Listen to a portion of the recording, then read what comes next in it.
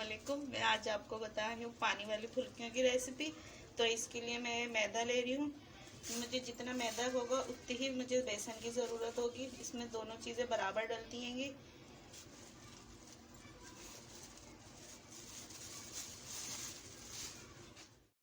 ये मैंने मैदा ले लिया हैगा।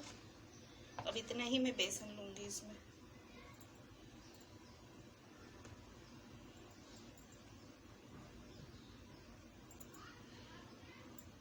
मैंने दोनों चीज़ें बराबर ले ली हैंगी, मैदा और बेसन दोनों।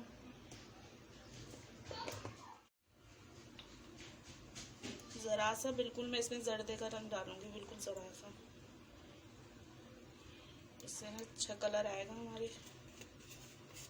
और बिल्कुल ज़रा सा इसमें खाने का सोडा जाएगा, बिल्कुल ज़रा सा। अब हम इसे गाढ़ा घोल बना लेंगे, जैसे पकोड़ों का बैटर बनाते हैं, गाढ़ा गाढ़ा बनाएंगे हम इसे।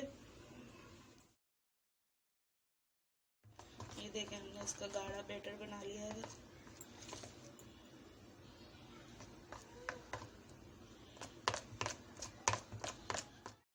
ये हमने एक तवे पे ऑयल गरम कर लिया है। अब हम इसे हाथ की मदद से इस तरीके से डालेंगे।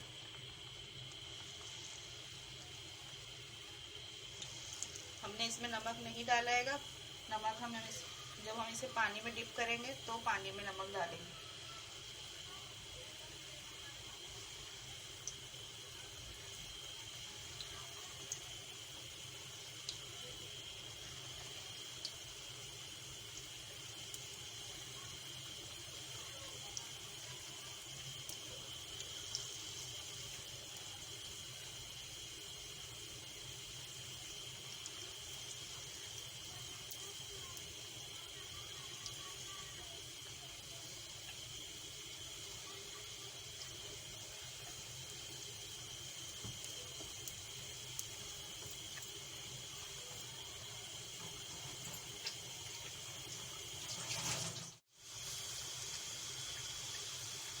चिमटे की मदद से पलट लेंगे।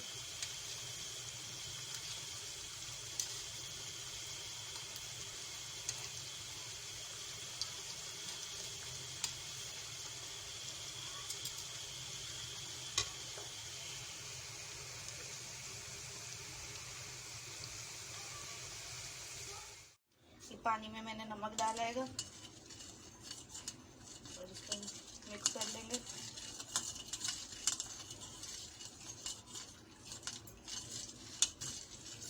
और ये सारी फुल्कियाँ हम इसमें डाल देंगे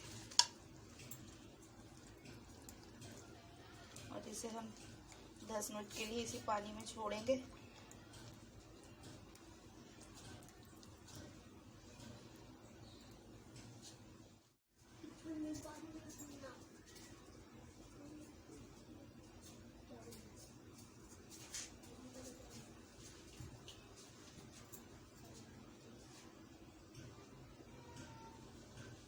हम चटनी बनाएंगे अपनी फुल्कियों के लिए। इसके लिए लहसुन चाहिए, मिर्च चाहिए, नमक लिया है मैंने, जीरा और थोड़ा धनिया पुदीना।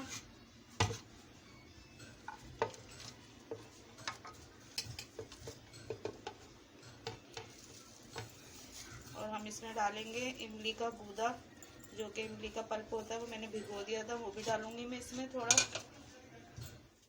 ये मैं इमली का पल्प डाल रही हूँ और इसकी हम चटनी बना लेंगे ब्लेंड करके।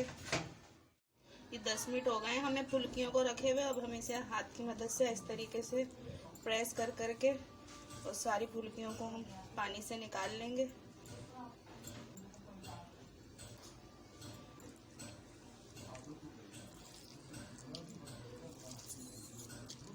इस तरीके से देखें सारी। ये देखें हमारी फुल्कियाँ रेडी हो गई हैं।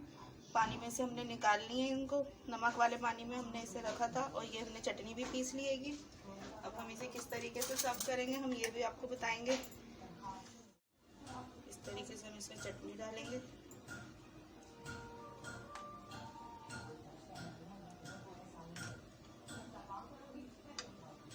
प्याज की स्लाइस,